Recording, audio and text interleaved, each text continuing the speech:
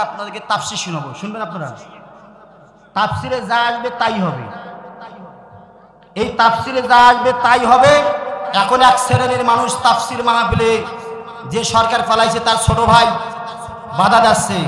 গত কয়েকদিন আগে আমির হামজার পঞ্চগড়ের মাহফিলে আমির হামজাকে মঞ্চে উঠতে দেয় নাই।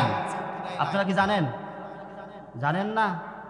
আরে ফুটবল খেলা হয়েছে, কোন দিন আর্জেন্টিনা খেলাবে, ব্রাজিল খেলাবে, ঠিকই জানেন, ঠিক না? ঠিক, উঠতে দেয় নাই, মন খারাপ। কেন? উনি রাজনীতির কথা বলে। আর কোরআন দিয়ে যদি রাজনীতি করা হয় মানুষরা সঠিক বিচার পাবে, কথা বলেন ঠিক কিনা?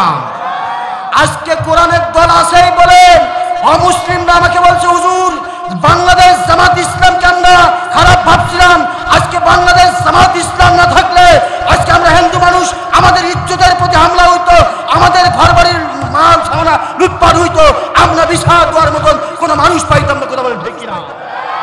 বাংলাদেশ জামাত ইসলাম আছে, বাংলাদেশ ডক্টর শফিকুর রহমান আছে, তার নেতৃত্বে বাংলাদেশের প্রত্যেকটা জামাত ইসলামের কর্মী পাড়ায় পাড়ায় গিয়ে অসহায় মানুষের দ্বারে দ্বারে পাহারা দিছে। রাতে ঘুমাই নাই, তোমরা ঘুমাইছো, আমরা ঘুমাই নাই, আমরা মন্দির পাহারা দিয়েছি, আমরা হিন্দুর বাড়ি পাহারা দিয়েছি।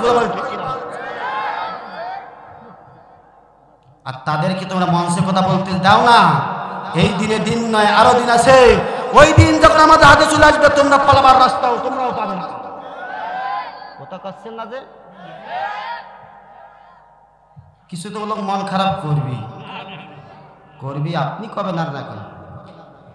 এখন তাফসীর, আমি আর ভূমিকা যাই না, তাফসীর আসলাম, আধা ঘন্টা কথা বলবো। কত ঘন্টা? আধা ঘন্টা কথা বলতে গিয়ে কোনো রাম বাম নাস্তিক মুদ্রার যদি কোনো সমস্যা করে, প্রয়োজনে আমরা একসঙ্গে মোকাবেলা করব।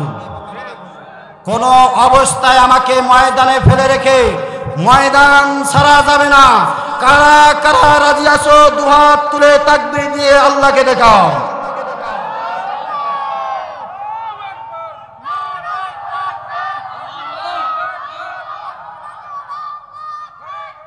ওরা নারায়ে তাকবীর, হাত যায় ওঠায় নাই, ওই আওয়ামী লীগের লোক। দেখেন কে হাত উঠেনি, সোজা কোথা কোন নারায়ে তাকবীর, আল কোরআনের আলম। এবারে নারায়ে তাকবীর, আল কোরআনের আলম, আল হাদিসের আলম।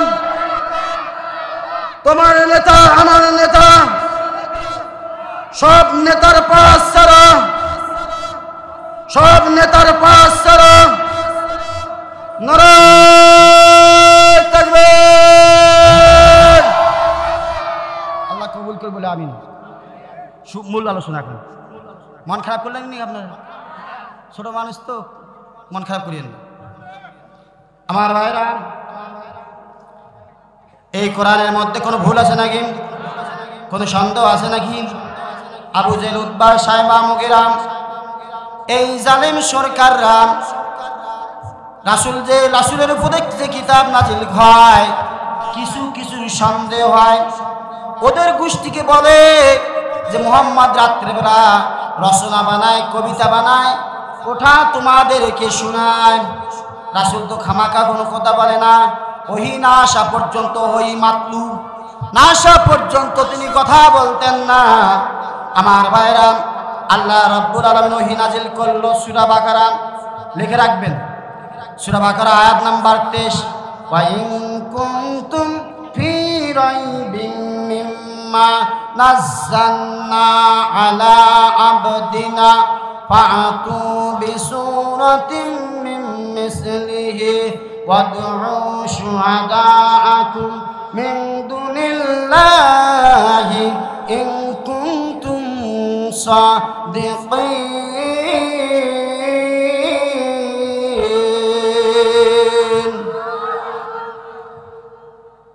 আল্লাহ রাব্বুল আলামিন রাসূলকে জানাই দিল, রাসূল তুমি তাদেরকে বলে দাও যে কিতাবখানার প্রতি যদি কোনো সন্দেহ পোষণ হয়ে থাকে, অনুরূপ একটা সূরার মতন সূরা তৈরি করে নিয়ে আসুক। এবং তাদের বন্ধু বান্ধবদেরকে ডাকে নিয়ে আসুক, অনুরূপ একটা সূরা তৈরি করে দেখা। যদি তারা সত্যবাদী হয়, আমাকে ছাড়া, আল্লাহকে ছাড়া যদি ওরা পারে একটা অনুরূপ করে, কিন্তু পারে নাই। যেমন পারে নাই, আল্লাহ আবার ওহী নাজিল করে জানাই দিল, ফাইল্লাম তাফআলু ওয়ালান তাফআলু ফাত্তাকুন নারাল্লাতী ওয়াকুদুহান নাস ওয়াল হিজারা উইদ্দাত লিল কাফিরিন।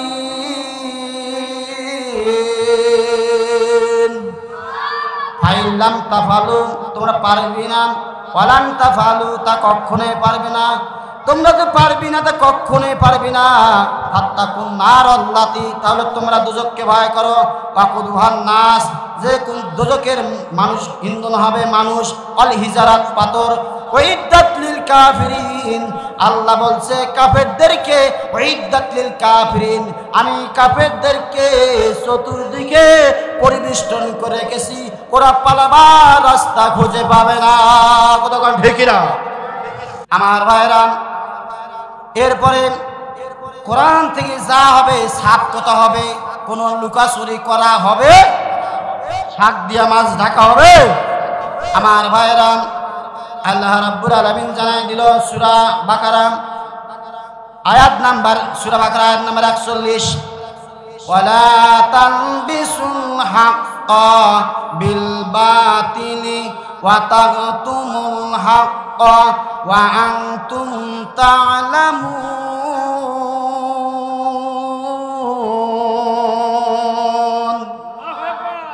আস্তে কান, মানুষ শুনবে, জোরে কান আল্লাহু আকবার। আল্লাহ রাব্বুল আলামিন জানাই দিল, ও দুনিয়ার মানুষেরা, তোমরা জেনে শুনে সত্যকে মিথ্যার সাথে জড়িয়ে দিও না, এবং জেনে শুনে তোমরা সত্যকে গোপন করো না। তাহলে 16 বছর আগে, 16 বছর ধরে সত্য গোপন হয়ে গেছে, আর মিথ্যাটার আবির্ভাব বেড়ে গেছে। কথা বলেন ঠিক কিনা আমার ভাইরা?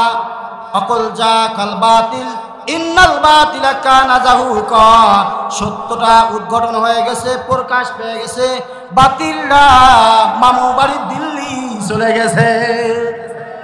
আরে আস্তে, আপনার কথা বুঝেন না আপনারা? জোরে বলেন ঠিক কিনা?